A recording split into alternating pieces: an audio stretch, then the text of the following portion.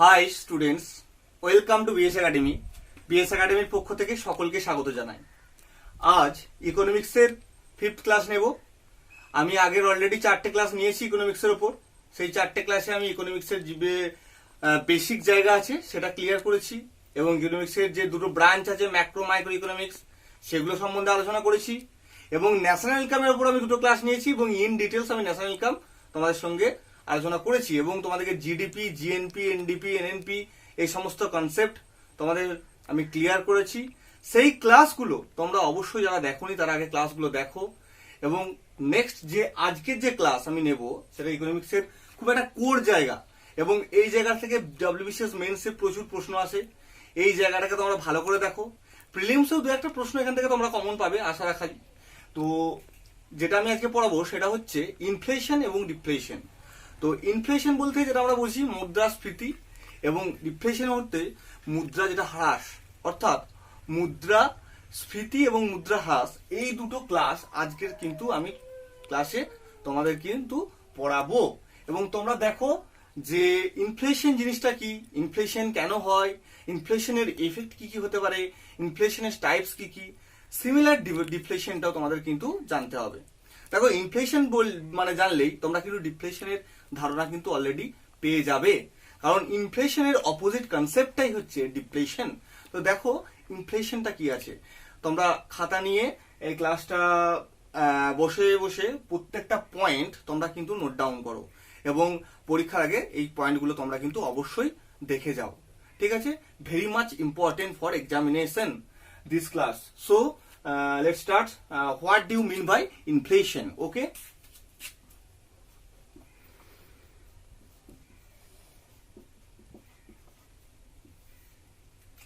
দেখো ইনফ্লেশন, আমি প্রথমে ইনফ্লেশনটা তোমাকে বলছি যে ইনফ্লেশন বলতে আমরা কি বুঝি। অর্থাৎ ইনফ্লেশন বললাম যেটা আমি প্রথমে বললাম মুদ্রাস্ফীতি,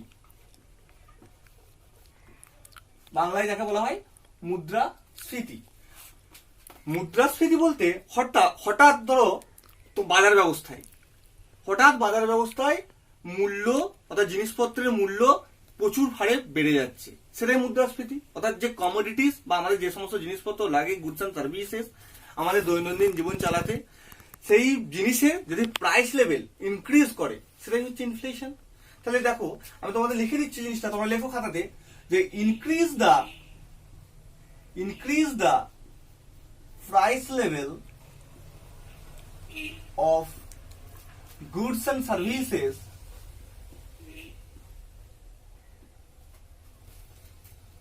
in a country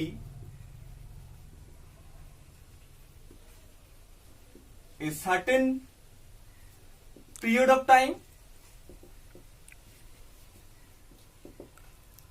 Okay, বাজার ব্যবস্থায় একটা নির্দিষ্ট সময় ধরে জিনিসপত্রের যে মূল্য বৃদ্ধি সেটাকে আমরা কি বলতে পারি, ইনফ্লেশন, ঠিক আছে? এবার দেখো ইনফ্লেশন যেটা হলো, অর্থাৎ ইনফ্লেশন যেটা হচ্ছে, মুদ্রাস্ফীতি হচ্ছে, সেটা কেন হচ্ছে, তার পেছনে কারণটা কি? দেখো আমি তোমার উদাহরণের সাথে একটা জিনিসটাকে বলে দিচ্ছি আরেকবার। ধরো সাপোজ আলু, বাজারে তোমরা আলু কেনো, অর্থাৎ পটেটো কিনছো। 2 এপ্রিল আলুর দাম হচ্ছে 10 টাকা পার কেজি। ওকে, এবার সার্টেন পিরিয়ড হবে, সাপোজ ধরো 4 এপ্রিল তুমি আবার বাজারে গেলে, দেখলে যে আলুর দাম 10 টাকা থেকে বেড়ে হয়েছে 15 টাকা পার কেজি। কত হলো? 10 টাকা থেকে বেড়ে হলো 15 টাকা পার কেজি। তাহলে দেখো এই যে কমোডিটিসটা অর্থাৎ এই যে গুডস এন্ড সার্ভিসটা তোমার প্রয়োজন ছিল সেটা কিন্তু মূল্য কিন্তু অলরেডি বেড়ে গেছে। আবার তুমি সাপোজ দেখছো কিছুদিন পর 10 এপ্রিল তুমি যখন আবার বাজারে যাচ্ছ তখন দেখছো আলুর মূল্য বেড়ে হয়ে গেছে 25 টাকা পার কেজি। তাহলে এই যে দামের স্লট একটা নির্দিষ্ট সময় অন্তর অন্তর যে বেড়ে যাচ্ছে এটাকে আমরা কিন্তু বলতে পারি ইনফ্লেশন। তাহলে এটা কিন্তু কি ইনফ্লেশন কি এমনি এমনি ঘটে যাচ্ছে, হঠাৎ কিন্তু দামের কি বৃদ্ধি হচ্ছে না, এর পেছনে নির্দিষ্ট কোনো একটা কারণ আছে। ইনফ্লেশন যে হচ্ছে তার পেছনে কোনো একটা নিশ্চয়ই কজ আছে, সেই কজ গুলো তোমাদেরকে জানতে হবে। দেখো আমি তোমাদের বলেছিলাম যে ইনফ্লেশন আর ডিফ্লেশন পড়ানোর সাথে সাথে তোমাদের ডিমান্ড আর সাপ্লাই যে কনসেপ্টটা সেটা আমি তোমাদের ক্লিয়ার করব। আর এই ডিমান্ড আর সাপ্লাইয়ের সঙ্গে জড়িয়ে আছে পুরো ইনফ্লেশন এবং ডিফ্লেশনের বিষয়টা। তা দেখো যে ডিমান্ড আর সাপ্লাই কিভাবে ইনফ্লেশনটাকে বাড়িয়ে দেয়, অর্থাৎ ইনফ্লেশনের কারণ হয়ে দাঁড়ায় ডিমান্ড এবং সাপ্লাই। তাহলে ফার্স্ট যেটা তোমাদের বলবো যে cause of inflation. Okay, first 1 number point খাতায় লেখো, ডিমান্ড অ্যান্ড সাপ্লাই। দেখো ডিমান্ড অ্যান্ড সাপ্লাই মেন যেটা পয়েন্ট বললাম, কি বললাম? Cause of inflation. Cause of inflation অর্থাৎ মুদ্রাস্ফীতির কারণ কি? তাহলে ডিমান্ড অ্যান্ড সাপ্লাই কি বিষয়টা? ডিমান্ড বলতে তোমরা নিশ্চয় জানো, ডিমান্ড বলতে যেটা আমাদের চাহিদা, আর সাপ্লাই বলতে যেটা যোগান, অর্থাৎ গুডস অ্যান্ড সার্ভিসের যে প্রোডাকশন সেটাই সাপ্লাই। এবার সাপোজ ধরো ডিমান্ড সেম আছে, ডিমান্ড সেম মানে মানুষের চাহিদাটা একই আছে। একটা সময় গিয়েও মানুষ হয়তো 10 কেজি আলু চাইছিল বাজারে গিয়ে, সেটাই চাইছে, 10 কেজি আলুই চাইছে মানুষ, হয়তো বেশি ডিমান্ড তাদের নেই, কিন্তু সাপ্লাইটা ডিক্রিজ করে গেছে। সাপোজ ধরো বন্যা হয়েছে বা কোনো কিছু মানে যে এগ্রিকালচার সেক্টর সেই লেভেলের কোনো একটা প্রবলেম ফেস করছে, অর্থাৎ ইনফার্টিলিটি বা বন্যা, এই সমস্ত কারণে সাপ্লাই কিন্তু ডিক্রিজ করছে। এই যে সাপ্লাই ডিক্রিজ করা এবং ডিমান্ড সেম থাকা, তাহলে যদি সাপোজ তোমার বাড়িতে 10 কেজি আলুটা প্রয়োজন ছিল, সেই আলুটা তুমি বাজারে গিয়ে পাচ্ছ না, তুমি পাচ্ছ কত? 5 কেজি আলু পাচ্ছ। মানে তোমার বাজারটাতে পুরো টোটাল বাজারে ধরো প্রত্যেকদিন 10 কুইন্টাল করে সবজি আসে, সেই সবজিটা 10 কুইন্টাল সবজি কিন্তু বাজার থেকে বিক্রি হয়ে যায় একটা নির্দিষ্ট টাইমের পর গিয়ে। কোন একদিন গিয়ে তুমি দেখলে সেই সবজির পরিমাণ কিন্তু 10 কুইন্টাল থেকে কমে গিয়ে 5 কুইন্টাল হয়ে গেছে, কিন্তু মানুষের চাহিদা তো সেম আছে, ডিমান্ডটা সেম আছে। তাহলে ডিমান্ড যদি সেম থাকে, সাপ্লাই যদি ডিক্রিজ করে, তখন কিন্তু কি ঘটবে? ইনফ্লেশন। তখন হবে ইনফ্লেশন।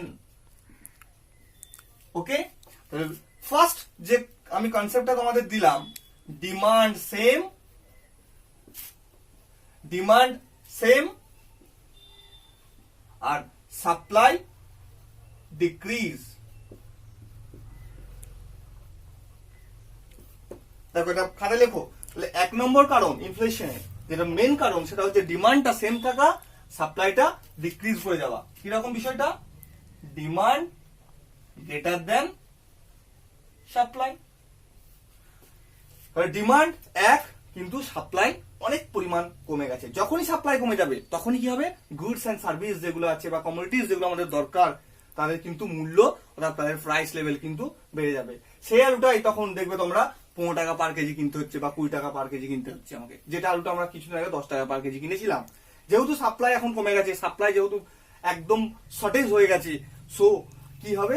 ইনফ্লেশন দেখা দেবে। তাহলে মেন কারণ হচ্ছে ইনফ্লেশনের ডিমান্ডকে সেম রেখে সাপ্লাইয়ের ডিক্রিজ। ওকে, দেখো নেক্সট পয়েন্ট, সেকেন্ড পয়েন্টে দেখো যখন সাপ্লাইটা সেম থাকবে, সাপ্লাই সেম, ওকে, এবার ডিমান্ড প্রচুর ভাবে ইনক্রিজ করে গেছে, তখনও কিন্তু ইনফ্লেশন হবে। কেন হবে ইনফ্লেশন? ধরো যোগান বলতে অর্থাৎ যে পরিমাণ বাজারে সবজি আসছিল সেই পরিমাণ সবজি আসছে, কিন্তু মানুষের হাতে এত টাকা পয়সা চলে এসছে যে মানুষের ডিমান্ড কিন্তু প্রচুর ভাবে বেড়ে গেছে। অর্থাৎ যে মানুষটা বাজারে গিয়ে 10 কেজি আলু কিনছিল, সে এখন বাজারে গিয়ে 20 কেজি আলু কিনতে চাইছে। যখনই সে বেশি পরিমাণ আলুটা যখন কিনতে চাইছে, তখন কি হবে? তখনও কিন্তু প্রাইস লেভেলটা কিন্তু কমোডিটিস এর ইনক্রিজ করবে, অর্থাৎ সেটাই কিন্তু ইনফ্লেশনের আর একটা কারণ। তাই দেখো প্রথম কারণটা আমি বলেছিলাম ডিমান্ডকে সেম রেখে সাপ্লাইয়ের ডিক্রিজ, অর্থাৎ সাপ্লাই কমে যাওয়া, অর্থাৎ যে পরিমাণ কমোডিটিস বাজারে আসছে সে পরিমাণ কমোডিটি আসছে না, কিন্তু মানুষের ডিমান্ডটা সেম আছে, তখন ইনফ্লেশন হচ্ছিল। সেকেন্ড যে পয়েন্ট আমি তোমাদেরকে বললাম, সাপ্লাইটা সেম থাকছে বাট ডিমান্ডটা প্রচুর পরিমাণে ইনক্রিজ করছে। কেন ডিমান্ড ইনক্রিজ করছে? যে মানুষের হাতে টাকা পয়সা প্রচুর পরিমাণে আসছে, তখনই কিন্তু কি হবে? ইনফ্লেশন হবে। ইনফ্লেশন হওয়া মানে প্রাইস লেভেল ইনক্রিজ করবে, প্রাইস লেভেল ইনক্রিজ করবে। ওকে, তো দেখো আমি তোমাদের একটা ছোট্ট পয়েন্টের আকারে জিনিসটাকে লিখে দিলাম, তোমরা এটা খাতায় লিখে নাও এবং এটাকেই কিন্তু ইলাবোরেট করতে হবে। ওকে, এবার থার্ড পয়েন্ট যেটা আছে, দেখো থার্ড পয়েন্ট বলতে যে ইনফ্লেশনের মেন আর একটা মেন কারণ সেটা হচ্ছে মানি সাপ্লাইটা ইনক্রিজ করা। কিরকম বিষয়টা? মানি সাপ্লাই ইনক্রিজ, এই যে আমি এইমাত্র বললাম যে মানুষের কাছে প্রচুর টাকা পয়সা, অর্থাৎ টাকা পয়সার যোগান এত হারে বেড়ে গেছে যার কারণে মানুষের ডিমান্ড বাড়ছে। তাহলে মানি সাপ্লাই বাড়লে কি বাড়বে? বললাম মানি সাপ্লাই বাড়লে ডিমান্ডটা কিন্তু ইনক্রিজ করবে, আর ডিমান্ড ইনক্রিজ করা মানে কি ইনক্রিজ করবে? প্রাইস লেভেল ইনক্রিজ করবে। প্রাইস লেভেল ইনক্রিজ করছে, আর দেখো প্রাইস লেভেল ইনক্রিজ করা মানেই কি বললাম? ইনফ্লেশন দেখা দেবে। তাহলে মানি সাপ্লাইয়ের যে মানে ইনক্রিজ, সেটাও কিন্তু ইনফ্লেশনের আর একটা মুখ্য কারণ। ফোর্থ পয়েন্ট যেটা, সেটা হচ্ছে black money, very much important. দেখো বিষয়টা তোমরা প্রথমে আমি আবার বলে দিচ্ছি। ব্ল্যাক মানি আমি আগের দিন বলেছিলাম যে টাকাটা ট্যাক্স বহির্ভূত টাকা, অর্থাৎ গভর্নমেন্টকে যে টাকা ট্যাক্স পে করতে হয় না, সেটাই ব্ল্যাক মানি। এবার এই ব্ল্যাক মানি কি? ব্ল্যাক মানি কিন্তু বাজারের মধ্যেই সার্কুলেট করছে, মার্কেটের মধ্যেই সার্কুলেট করছে। এই টাকাটাই মানুষের হাত থেকে মানে টাকা অ্যাকচুয়ালি কি মানি? কি মানি হচ্ছে মিডিয়াম অফ এক্সচেঞ্জ। মানে এখন ধরো তোমার কাছে আছে, সেই টাকাটাই তুমি আবার কোনো একটা বাজারে গিয়ে জিনিস কিনছো, সে টাকাটা অন্য একটা ব্যক্তির কাছে যাচ্ছে। তাহলে মানি কিন্তু সার্কুলেট হয়, অর্থাৎ মানি কিন্তু মিডিয়াম অফ এক্সচেঞ্জ, মানে একটা মাধ্যম থেকে আরেকটা মাধ্যমে যাওয়ার জন্য, অর্থাৎ বিনিময়ের মেন কারণটা হচ্ছে মানি। আর সেই মানি যখন ব্ল্যাক মানি যখন হবে, সেই ব্ল্যাক মানিটা যখন বাজারের মধ্যে সার্কুলেট করবে, অর্থাৎ ব্ল্যাক মানির পরিমাণ যখন প্রচুর মানে বেড়ে যাবে, তখন কিন্তু মানুষের ডিমান্ডটা বেড়ে যাবে।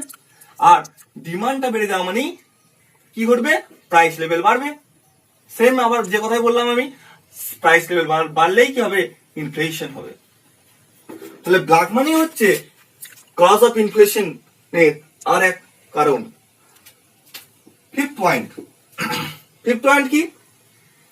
ফিফথ পয়েন্টটা হচ্ছে যে দেখো প্রথমে আমি কি বললাম যে ডিমান্ড সেম থেকে সাপ্লাই ডিক্রিজ করা। সেকেন্ড পয়েন্ট কি বললাম? সাপ্লাই সেম থেকে ডিমান্ডটা ইনক্রিজ করা। থার্ড পয়েন্ট বললাম মানি সাপ্লাইটা প্রচুর পরিমাণে বেড়ে যাওয়া। মানি সাপ্লাই বাড়লেই ডিমান্ড বাড়ছে, ডিমান্ড বাড়লেই কি হবে? প্রাইস লেভেলটা ইনক্রিজ করছে, আর প্রাইস লেভেল ইনক্রিজ করলেই ইনফ্লেশন দেখা দিচ্ছে। ফোর্থ পয়েন্ট যেটা বললাম যে ব্ল্যাক মানি ইনক্রিজ করবে, ব্ল্যাক মানি ইনক্রিজ করলেই ডিমান্ড বাড়বে, ডিমান্ড বাড়লেই প্রাইস লেভেল বাড়বে, প্রাইস লেভেল বাড়লেই কিন্তু ইনফ্লেশন হবে।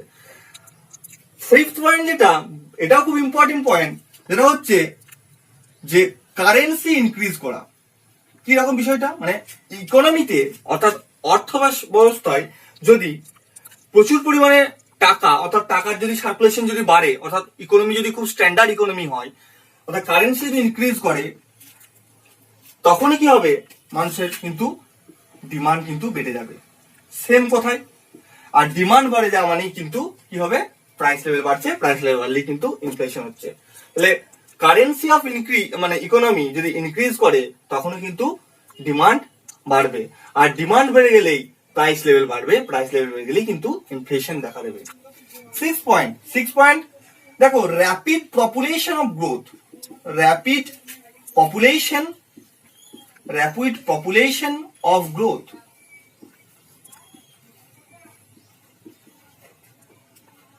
এটা লিখে রাখো, র্যাপিড পপুলেশন অফ গ্রোথ, অর্থাৎ জনসংখ্যা প্রচুর পরিমাণে বৃদ্ধি।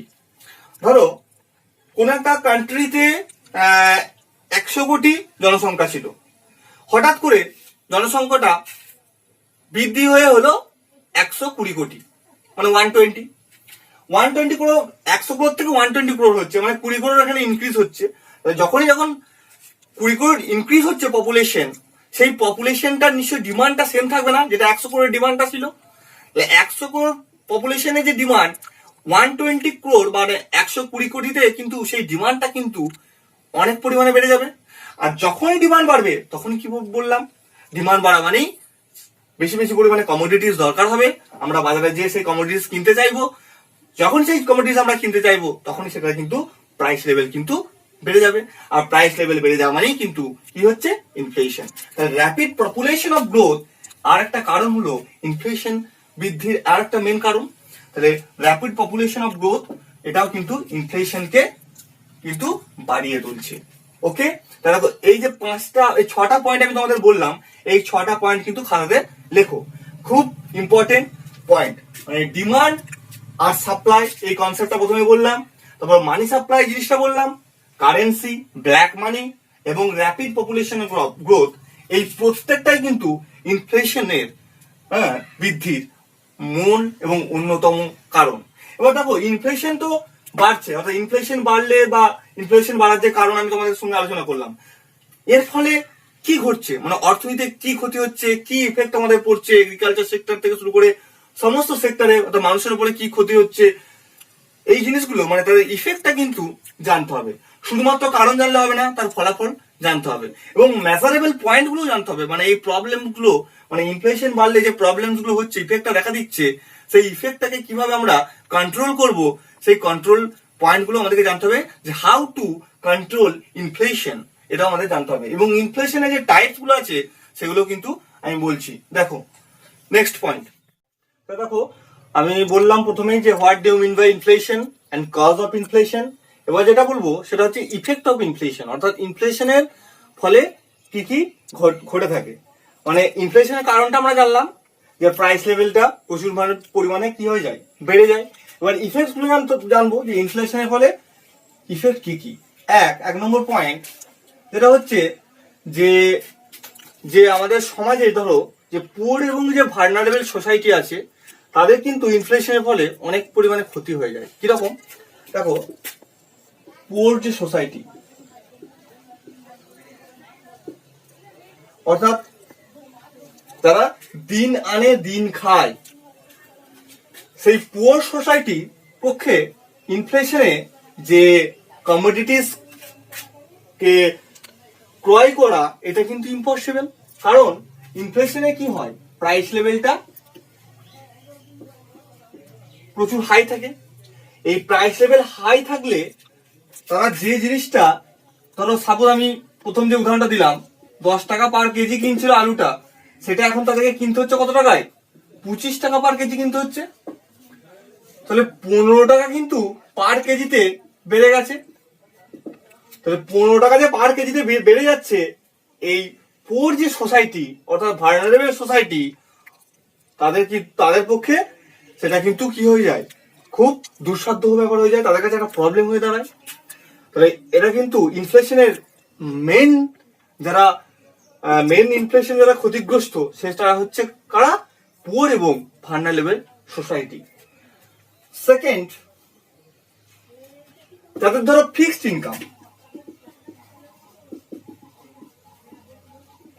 ইনকাম পিপল, পয়েন্ট গুলো লেখো। ধরো কোন একটা ব্যক্তির মাসিক বেতন 15,000 টাকা, ধরো সে একটা বিস্কুট ফ্যাক্টরিতে বা অয়েল ফ্যাক্টরিতে সে কিন্তু কাজ করছে। তার একটা বেতন ফিক্সড আছে, সে পার মান্থলি সেখান থেকে 15,000 স্যালারি ড্র করে। 15,000 স্যালারি সে ড্র করছে পার মান্থ। ওকে, এবার দেখো যখনই ইনফ্লেশন হচ্ছে, তাহলে ইনফ্লেশন হলে কি হচ্ছে, ইনফ্লেশন হলে বললাম প্রাইস লেভেলটা বাড়ছে,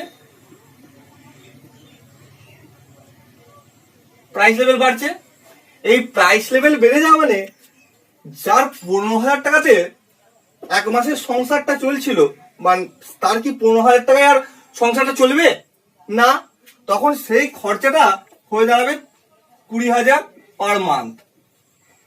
মানে যে আলুটা তাকে কিনতে হচ্ছিল 10 টাকা কেজিতে, তাকে এখন কিনতে হচ্ছে 25 টাকা পার কেজিতে, মানে 15 টাকা পার কেজি কিন্তু বেড়ে গেছে। নিশ্চয়ই তার খরচাটাও আর ফিক্স থাকবে না, সেই খরচাটাও কিন্তু 15,000 থেকে হয়ে যাবে 20,000 পার মান্থ। ফলে এই যে 5,000 টাকার শর্টেজ, এটা কিন্তু ফিক্সড ইনকাম পার্সনদের কাছে একটা বিরাট বড় প্রবলেম। তাহলে ইনফ্লেশন ক্ষতিগ্রস্ত মেনলি কারা হচ্ছে, পুয়ার সোসাইটি আর ফিক্সড ইনকাম গ্রুপ যেগুলো আছে, তারা কিন্তু প্রচুর পরিমাণে ক্ষতিগ্রস্ত হচ্ছে ইনফ্লেশনে।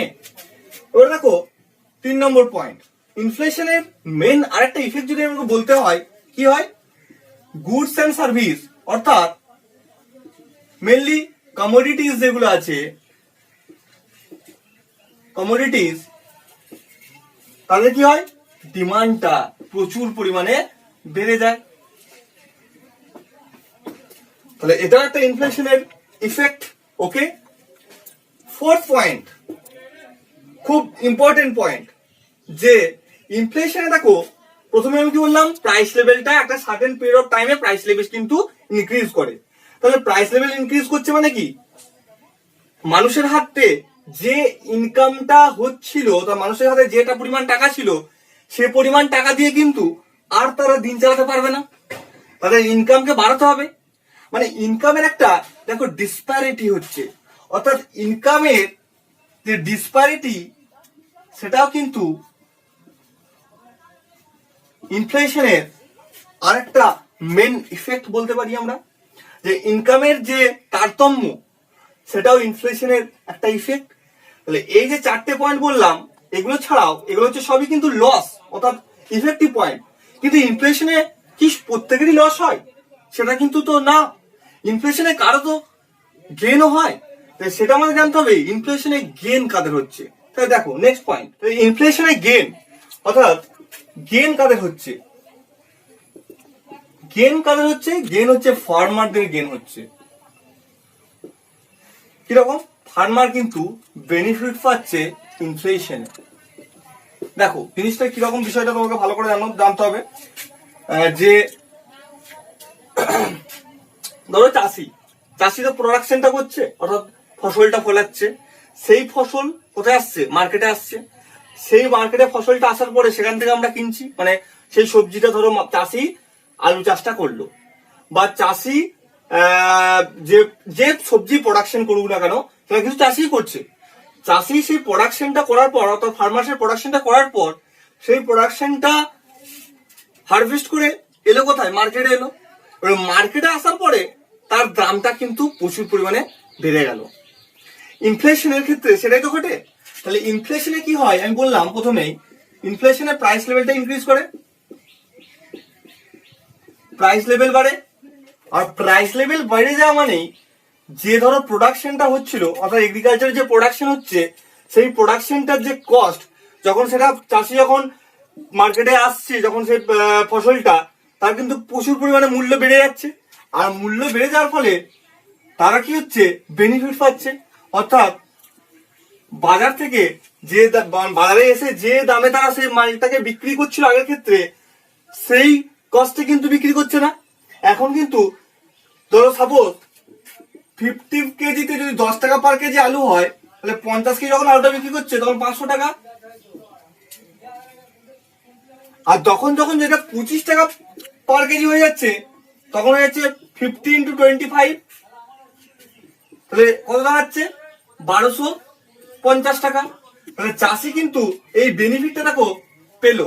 অর্থাৎ ইনফ্লেশনের জন্য কিন্তু এগ্রিকালচার সেক্টরটা বেনিফিট হচ্ছে। এগ্রিকালচার সেক্টরে কাদের বেনিফিট হচ্ছে? ফার্মারদের কিন্তু বেনিফিট ঘটছে। ঠিক আছে, ইনফ্লেশনের ডেফিনেশন জানলাম, কজ এবং ইফেক্ট সেটা জানলাম। এবার যেটা জানতে হবে যে টাইপস অফ ইনফ্লেশন আর হাউ টু কন্ট্রোল ইনফ্লেশন। ইনফ্লেশনের টাইপস বলতে কি কি আছে দেখো, মেনলি ইনফ্লেশনকে আমরা চারটে টাইপসে ভাগ করতে পারি। ফার্স্ট যে টাইপসটা আছে সেটা হচ্ছে ডিমান্ড পুল ইনফ্লেশন। কি বললাম? Demand pull inflation. Second, cost push inflation.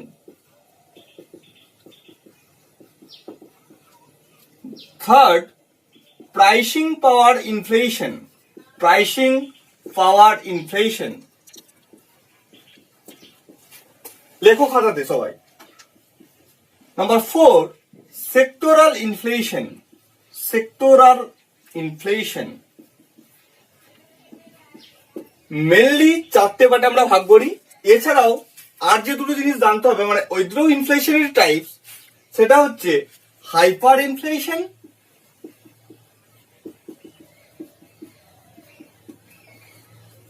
এবং last of all stagflation.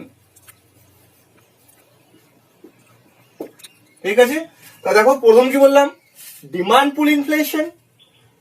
Number 2, cost push inflation, pricing power inflation, sectoral inflation, hyper inflation, আর শেষে যেটা আছে সেটা হচ্ছে স্ট্যাগফ্লেশন। এই 6টা ইনফ্লেশনের কনসেপ্ট তোমাদের পরীক্ষা দিতে যাওয়ার আগে তোমাদের মাথায় নিয়ে যেতে হবে যে what do you mean by demand pull, what do you mean by cost push, what do you mean by hyperinflation. এগুলো প্রত্যেকটা পরীক্ষা লাইন বাই লাইন প্রশ্ন আসে। What do you mean by stagflation, বুঝতে পেরেছো? তো দেখো প্রথমে যেটা আমি তোমাকে বলবো সেটা হচ্ছে demand pull inflation. Demand pull inflation, দেখো কথার মধ্যে রয়েছে ডিমান্ড কি করছে ইনফ্লেশন কে, ইনফ্লেশন ডিমান্ডের মানে ইনফ্লেশনের জন্য ডিমান্ড মেনলি দায়ী। তাহলে ডিমান্ড কি করছে মার্কেটে কমোডিটিজ এর প্রাইসটাকে ইনক্রিজ করছে। ডিমান্ড কি করছে increase the price of commodities in the market.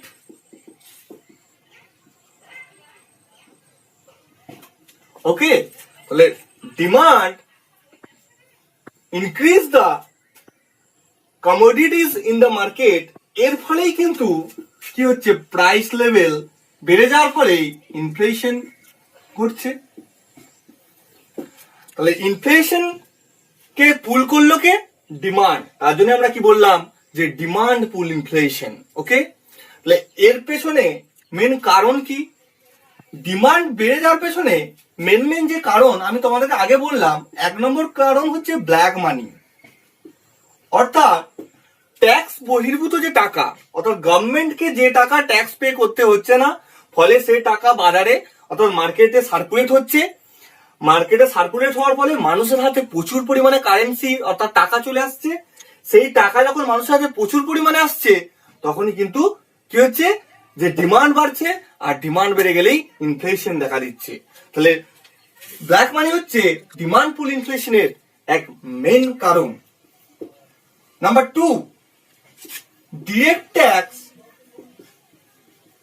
কমে যাওয়া। কিরকম বিষয়টা কি, ডিরেক্ট ট্যাক্স বলতে ইনকাম ট্যাক্স।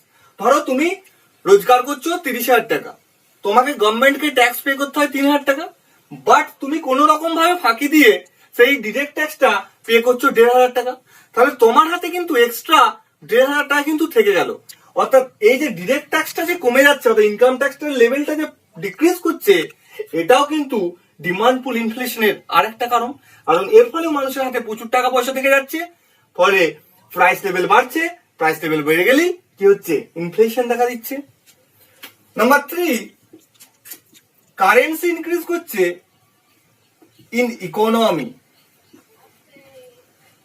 কারেন্সি ইন ইকোনমিতে কি হচ্ছে ইনক্রিজ করছে।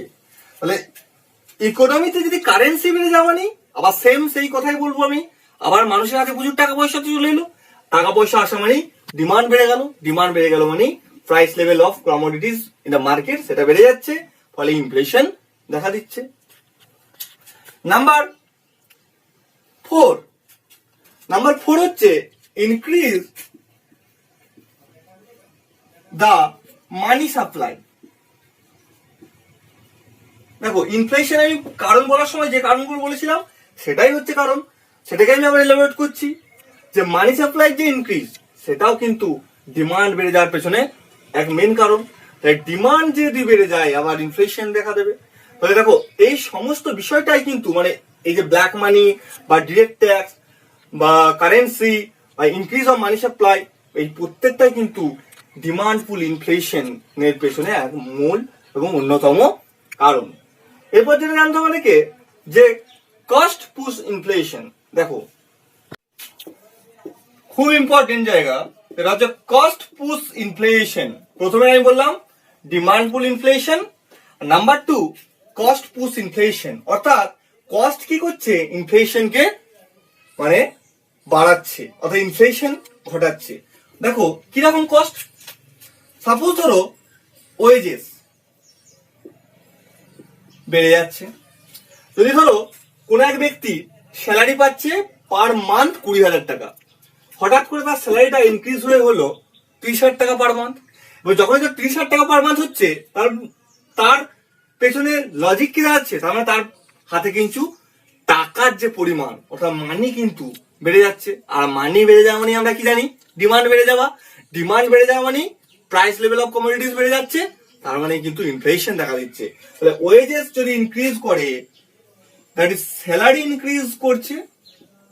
স্যালারি ইনক্রিজ করা মানেই মানি কিন্তু প্রচুরভাবে বেড়ে যাচ্ছে। মানে যার ছিল 20,000 টাকা বেতন, সে এখন পাচ্ছে 30,000 টাকা স্যালারি বা 30,000 টাকা বেতন পাচ্ছে। ফলে দেখো 10,000 পার মান্থ কিন্তু ইনক্রিজ করেছে। মানি যখনই বাড়ছে তখনই কিন্তু ডিমান্ড কিন্তু বেড়ে যাচ্ছে। এই পয়েন্টগুলো লিখে নাও তোমরা। আর ডিমান্ড বেড়ে যাওয়া মানে সেম আবার সেই কথা, প্রাইস লেভেল অফ কমোডিটিস বাড়ছে, প্রাইস লেভেল বেড়ে গেলেই ইনফ্লেশন দেখা দিচ্ছে। তাহলে কস্ট কিভাবে, ওয়েজেস অর কস্ট কিভাবে ইনফ্লেশনের মেন কারণ, সেটা তোমাদেরকে আমি বললাম। এটা নাম্বার 1 গেল। নাম্বার 2 দেখো, আমি প্রথমে বলেছিলাম যে ইনফ্লেশনে মেনলি বেনিফিট কারা পায়? ফার্মার্স, মানে চাষিরা।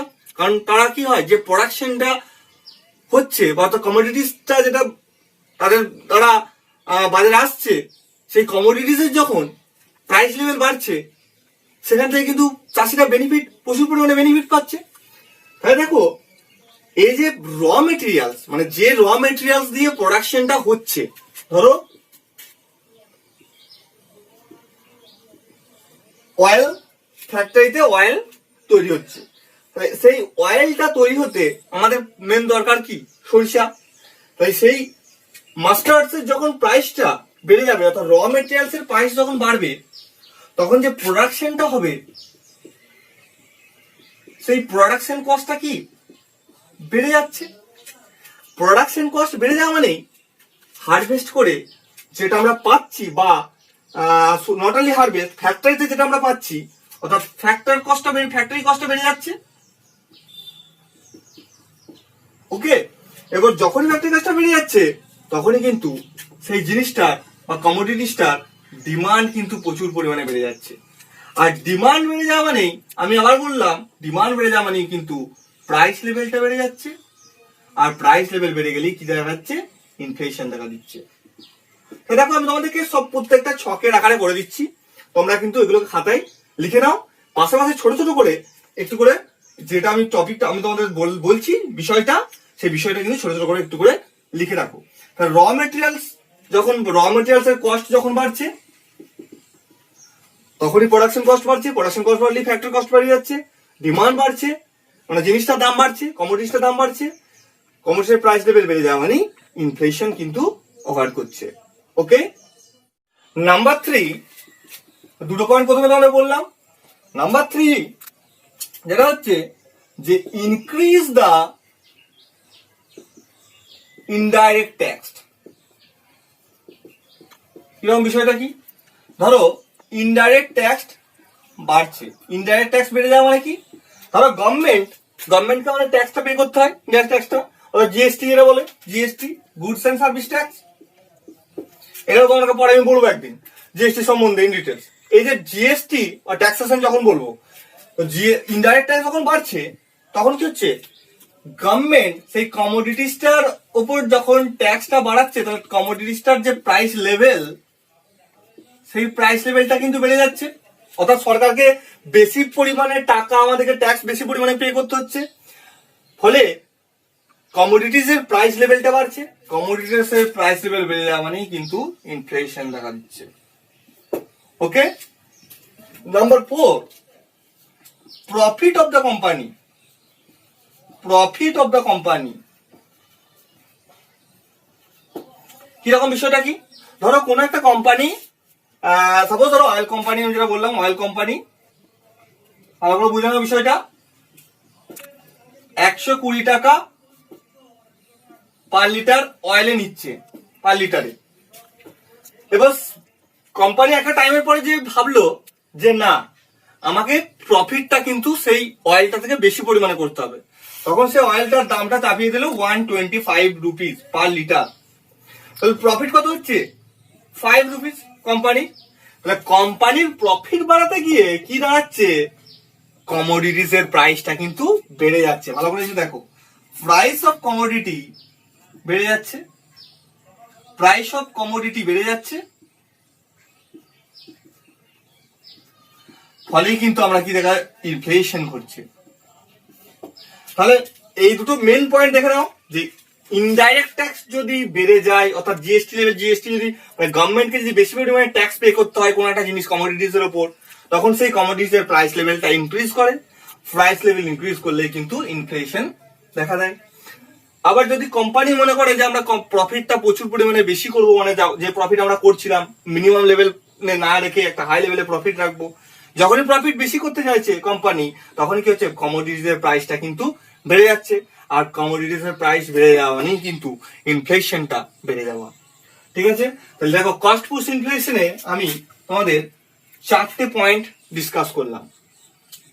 মানে কি রকম একটা, আমি আবার একবার প্রথম থেকে বলে দিই যে স্যালারি বেড়ে গেলে মানুষের সাথে প্রচুর টাকা পয়সা আসে যায়, টাকা পয়সা থাকা মানে ডিমান্ড বেড়ে যাবে, ডিমান্ড বাড়লে প্রাইস লেভেল অফ কমোডিটিস বাড়বে, তখনই কিন্তু ইনফ্লেশন দেখা দেবে। যখন র মেটেরিয়ালস বা প্রোডাকশন কস্ট যখন বাড়ছে, তখনও কিন্তু ইনফ্লেশন দেখা দিচ্ছে, যেহেতু ডিমান্ড বাড়ছে।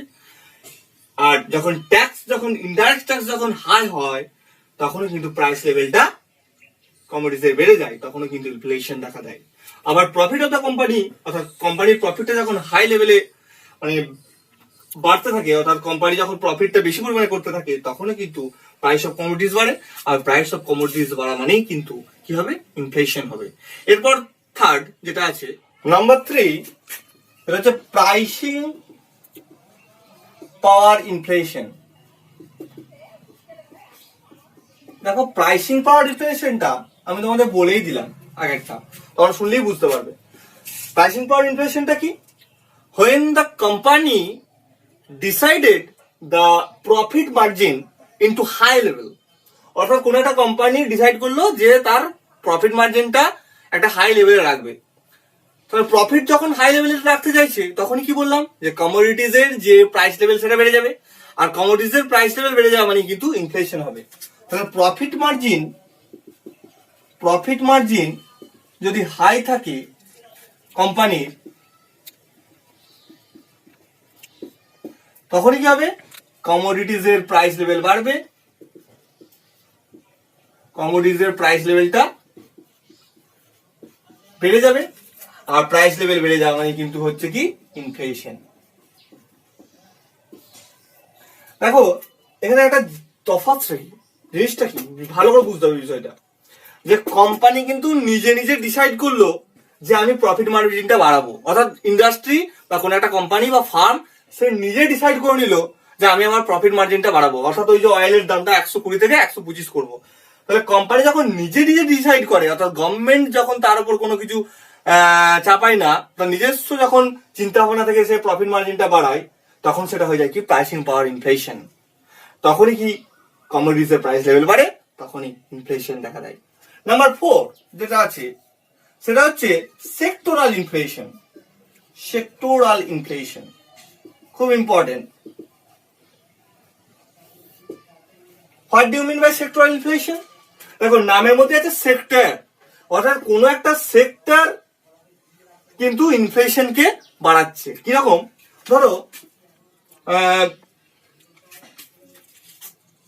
ধরো জামা কাপড় তৈরি হচ্ছে কোম্পানিতে, সেই জামা কাপড় তৈরি হতে র মেটেরিয়ালস কি লাগে বলো?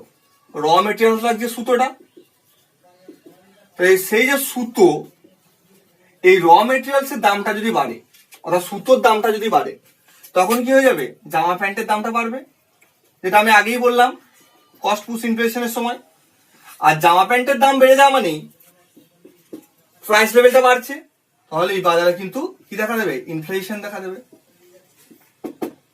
তাহলে দেখো কোন একটা সেক্টর, পার্টিকুলার কোন একটা ইন্ডাস্ট্রি কিন্তু সেই সুতোর র মেটেরিয়ালস এর প্রাইসটা বাড়ালো, সেই পার্টিকুলার ইন্ডাস্ট্রি বা সেক্টর যখন সেই ইনফ্লেশনটা ঘটাচ্ছে, তখন সেটাকে আমরা বলবো কি সেক্টরাল ইনফ্লেশন। ওকে। আর সেই পার্টিকুলার কোম্পানি যখন তার প্রফিট মার্জিনটাকে ঠিক রাখার জন্য প্রাইসটা বাড়িয়ে দিচ্ছে কমোডিটিস এর, তখন সেটা হয়ে যাচ্ছে কি প্রাইসিং পাওয়ার ইনফ্লেশন। তাহলে দুটোর মধ্যে বেসিক ডিফারেন্সটা বুঝতে পারলে। তো একটা লেদার কোম্পানি, লেদার কোন কোম্পানি,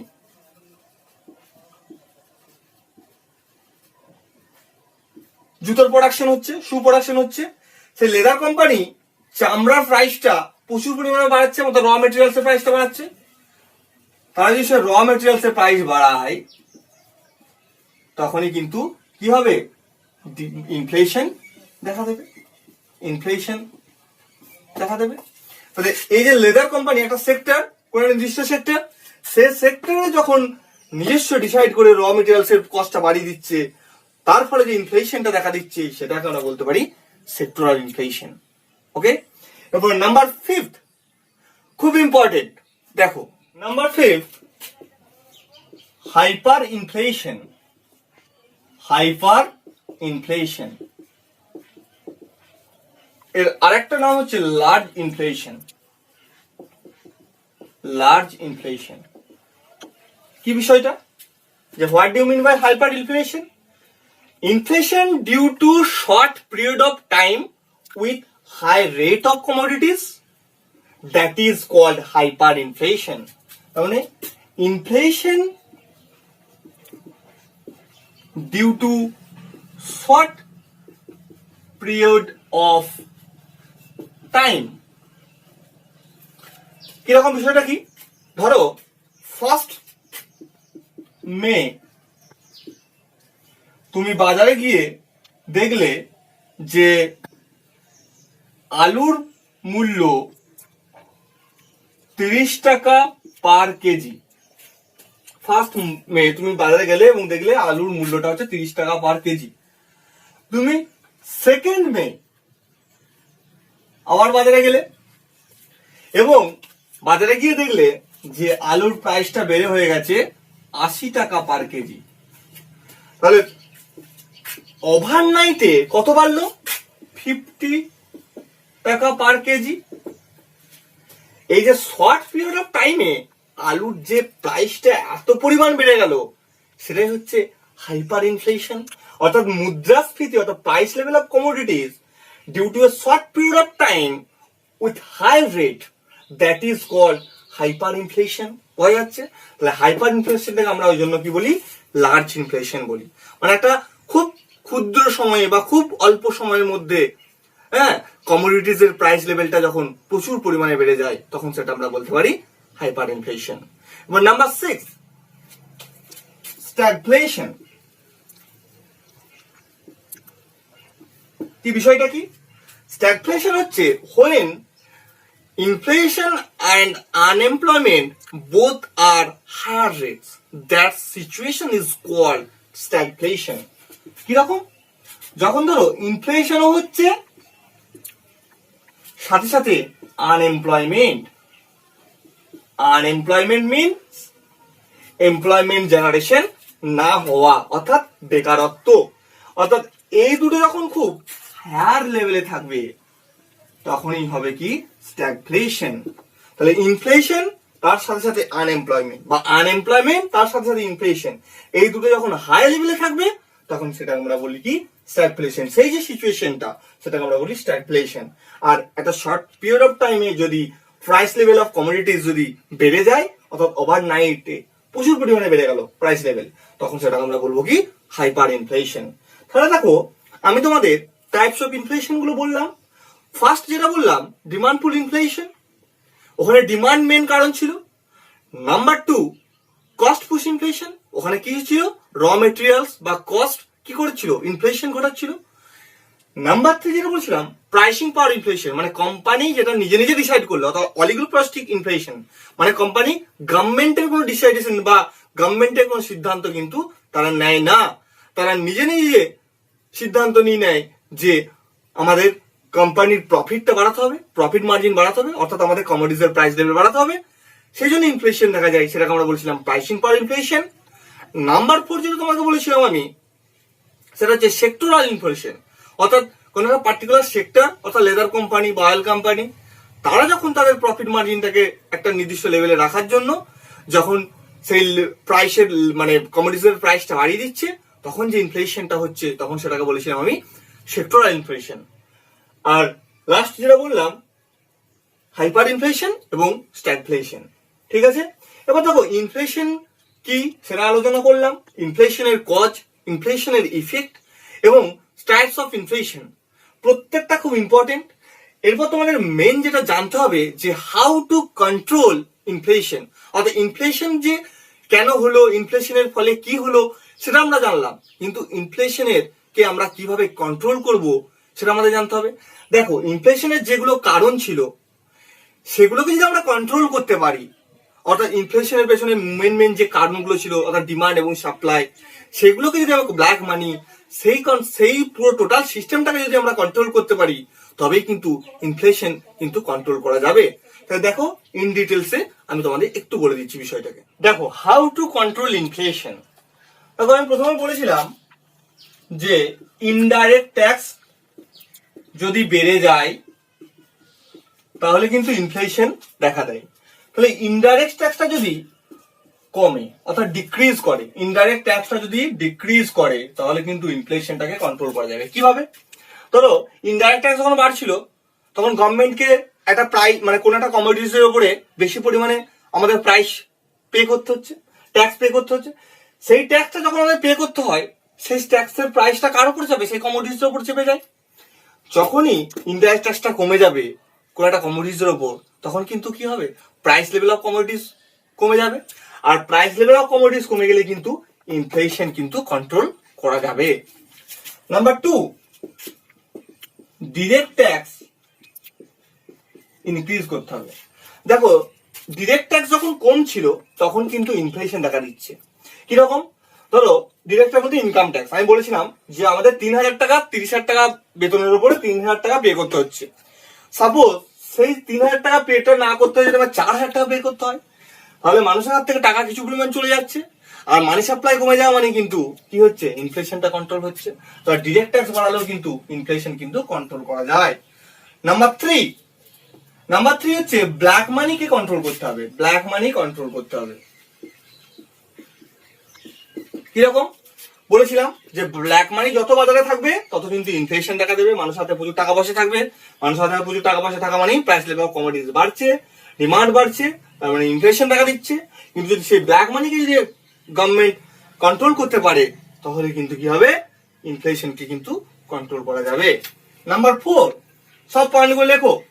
নাম্বার 4 হচ্ছে ডিমান্ড এবং সাপ্লাই। খুব ইম্পর্টেন্ট পয়েন্ট এটা, ডিমান্ড এবং সাপ্লাই। এই রেশিওটাকে কি করতে হবে? মেনটেন করতে হবে। ডিমান্ড সাপ্লাই রেশিও মেনটেন করতে হবে। কিরকম? দেখো, আমি প্রথমে বলেছিলাম ডিমান্ড সেম থাকছে, সাপ্লাই বেড়ে যাচ্ছে।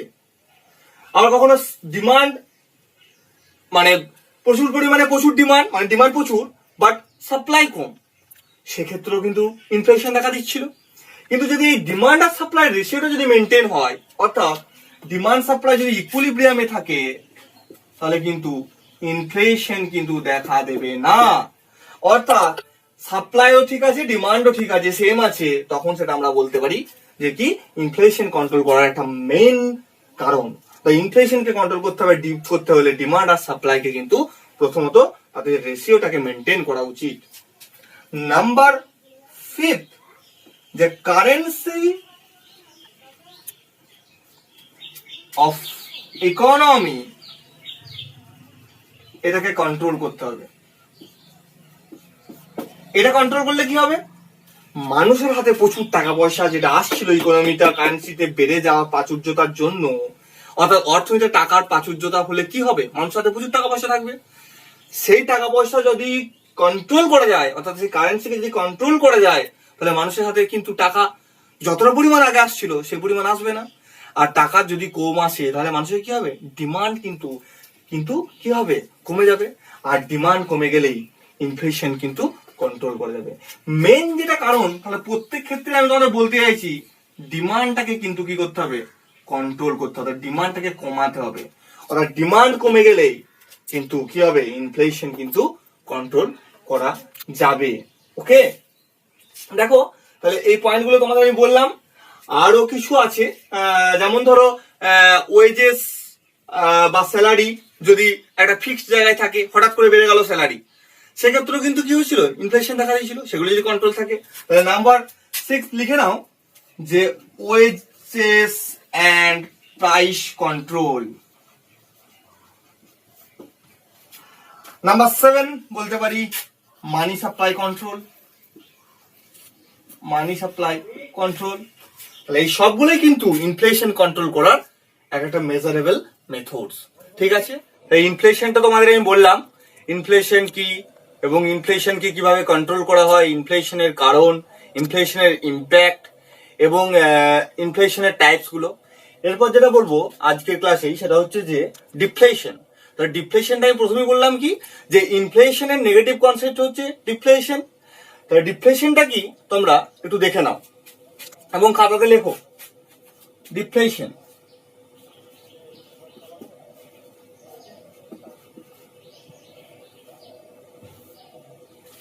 ডিফ্লেশন হচ্ছে ইনফ্লেশনে কি বলেছিলাম, দা প্রাইস লেভেলটা কি করেছিল, ইনক্রিজ করেছিল গুডস এন্ড সার্ভিসের ক্ষেত্রে।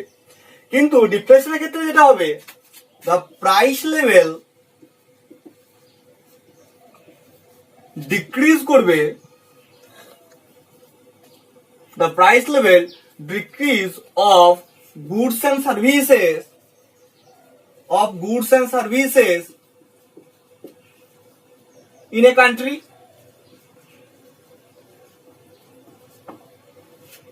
ওকে, তো দেখো কি বললাম, ইনফ্লেশন আর ডিফ্লেশনের নেগেটিভ কেন বলছি, যে ইনফ্লেশনটার ঠিক অপোজিট কনসেপ্ট ডিফ্লেশন কেন বলছি, কারণ হচ্ছে দ্য প্রাইস লেভেল ডিক্রিজ করছে গুডস এন্ড সার্ভিসে ইন এ কান্ট্রি। কিরকম বিষয়টা, কিরকম ইনফ্লেশনের ক্ষেত্রে কি করেছিল, ইনক্রিজ করেছিল। দেখো ডিফ্লেশন আর ইনফ্লেশনকে যদি আমরা ভাগ করি তাহলে আমরা যেটা পাবো সেটা হলো 1 নম্বর, ডিফ্লেশনের ক্ষেত্রে কি হচ্ছে, প্রাইস লেভেল ডিক্রিজ করছে। ওকে, আর ইনফ্লেশনের ক্ষেত্রে কি হচ্ছে, প্রাইস লেভেল ইনক্রিজ হচ্ছে।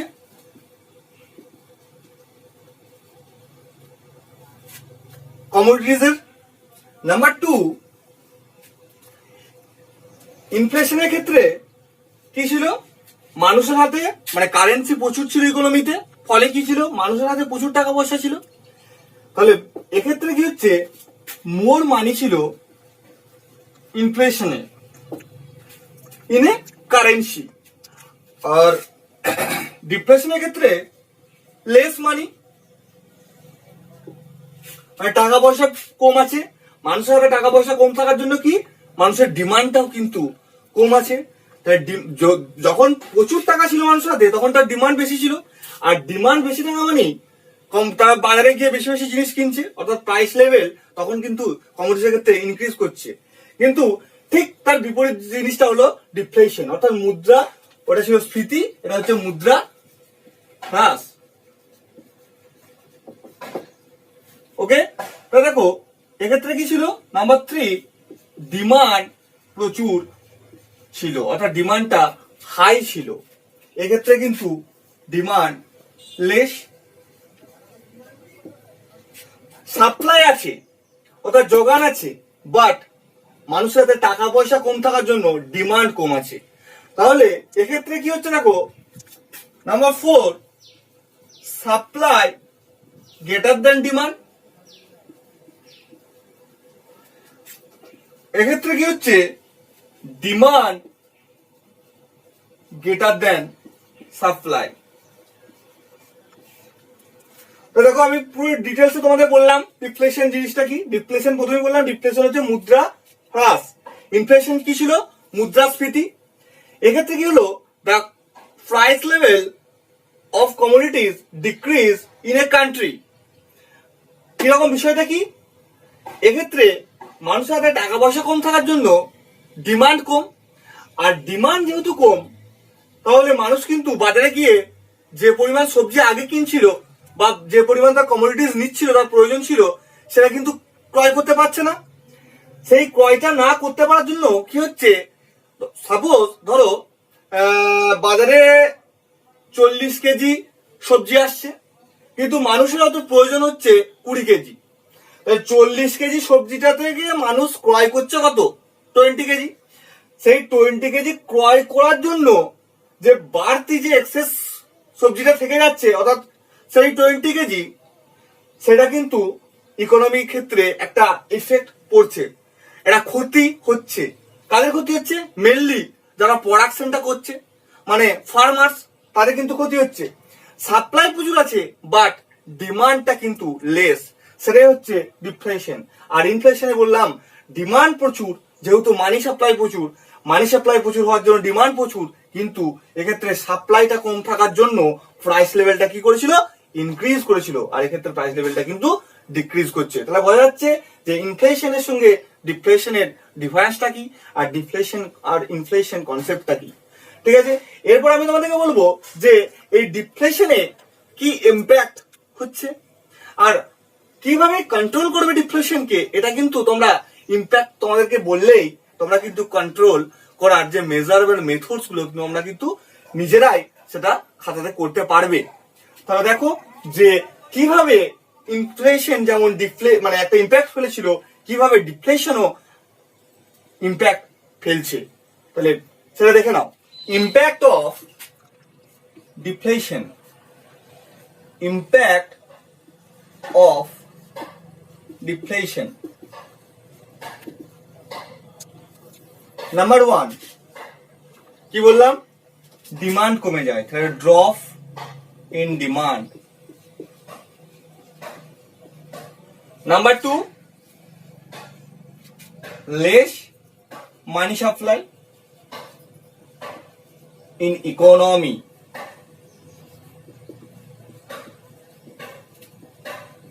বোঝা যাচ্ছে? লেস ডিমান্ড, মানি সাপ্লাই কিন্তু less. Number 3 wages and salary of labor is low. দেখো ইনফ্লেশনের ক্ষেত্রে কি হচ্ছিল? স্যালারিটা কিন্তু হাই ছিল, মানে সেক্ষেত্রে কি ছিল? টাকা কিন্তু প্রচুর পরিমাণে ছিল। যেহেতু এখানে স্যালারি অফ লেবার লো, তাহলে মানিও কিন্তু কি লো হবে।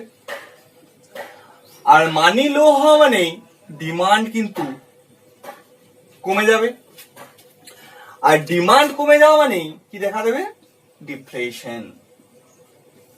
পুরো বিষয়টা বুঝতে পারলে? নাম্বার 4 যেটা হচ্ছে, প্রথম কি বললাম যে ডিফ্লেশনের ক্ষেত্রে চাষি যে প্রোডাকশনটা করছে, অর্থাৎ যে পরিমাণ ফসল সে ফলাচ্ছে, সেই ফসলটা কিন্তু পুরোপুরি বাজারে গিয়ে সে কিন্তু ক্রয় করতে পারছে না। কারণ এখানে মানি কিন্তু কম আছে, ডিমান্ড কম আছে, ফলে মানুষ জিনিস কিন্তু যতটা পরিমাণ আগে কিনছিল, ডিফ্লেশনের ক্ষেত্রে মানুষ কিন্তু ততটা জিনিস কিন্তু ক্রয় করবে না। ফলে ফার্মার্সদের কিন্তু একটা লস হবে। তাহলে লস কারা খাবে? ফার্মাররা। কিরকম বিষয়টা বুঝতে পেরেছো? যেহেতু ডিমান্ড কম, ফলে প্রোডাকশন যে হচ্ছে সেই প্রোডাকশনটা কি হবে? সেম থাকছে, বাট মানুষ কিনছে কম, অর্থাৎ বাজার থেকে ক্রয় করছে কম।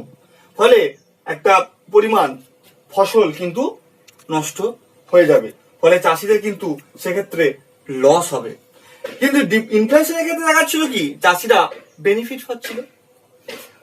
নাম্বার 5 ইনফ্লেশনে দেখেছিলাম যে ফিক্সড ইনকাম গ্রুপ যে পার্সেন্ট গুলো, তারা কিন্তু ক্ষতিগ্রস্ত হচ্ছিল। কেন ক্ষতিগ্রস্ত হচ্ছিল?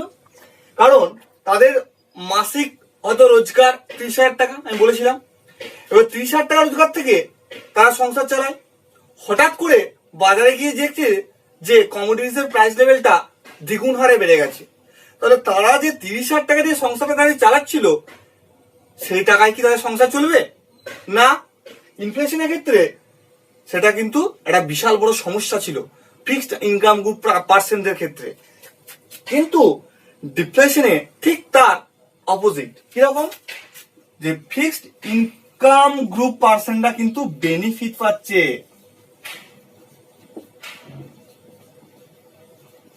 কিরকম? এগুলো লেখো তোমরা। দেখো ফিক্সড ইনকাম গ্রুপ পার্সেন্টরা কিভাবে বেনিফিট পাচ্ছে। কারো মান্থলি রোজগার 20,000 পার মান্থ। এরপর যখন সে 20,000 দিয়ে তার সংসার চালাতো, বাজারে সেই সমস্ত সময়ের যে জিনিসের দাম ছিল, ডিফ্লেশনের ফলে কি হয়েছে, প্রাইস লেভেল ডিক্রিজ করেছে, প্রথমেই বললাম। আর প্রাইস লেভেল ডিক্রিজ করা মানেই তাদের কিন্তু একটা যে পরিমাণ টাকা আগে খরচা হচ্ছিল, সে পরিমাণ টাকাটা কিন্তু এখন খরচা হবে না। ফলে কিছু পরিমাণ টাকা তাদের সেভিংস হিসাবে থেকে যাবে। তাহলে এটা তাদের ইনকাম। আমি ধরে নিলাম যে এক্সপেন্ডিচার অর্থাৎ ব্যয় হচ্ছে 15,000, so savings 5,000 per month. So fixed income group পার্সনরা কিন্তু বেনিফিট পাচ্ছে, আর লস হচ্ছে কাদের, চাষিদের কিন্তু লস হচ্ছে। তাই ডিফ্লেশনটাকে বললাম, বুঝেছো নিশ্চয়ই যে কি হয়, মেনলি প্রাইস লেভেল ডিক্রিজ করে, ডিমান্ড কমে যায়, মানি সাপ্লাই কমে যায়। মানি সাপ্লাই কমে যাওয়া মানেই কি হবে, বাজারে যে পরিমাণ জিনিস মানুষ কিনতে চাইছিল সে পরিমাণ আর মানুষ কিনবে না। ফলে সাপ্লাই প্রচুর থাকবে, বাট ডিমান্ডটা কিন্তু লেস হয়ে যাবে। ঠিক আছে, দেখো আজকের ক্লাস এতটুকুই। আমি ইনফ্লেশন এবং ডিফ্লেশন পুরোটাই তোমাদেরকে বললাম। ইনফ্লেশন আর ডিফ্লেশন থেকে পুরোপুরি তোমরা দেখো এই ক্লাসটা এবং বিষয়টাকে বোঝার চেষ্টা করো, খাতাতে লিখে নাও। ঠিক আছে, এবং মেন পয়েন্টগুলো যেগুলো আমি তোমাদেরকে লিখে দিলাম সেগুলো অবশ্যই পরীক্ষার আগে কিন্তু দেখে যাও। Thank you for watching, wish you all the best.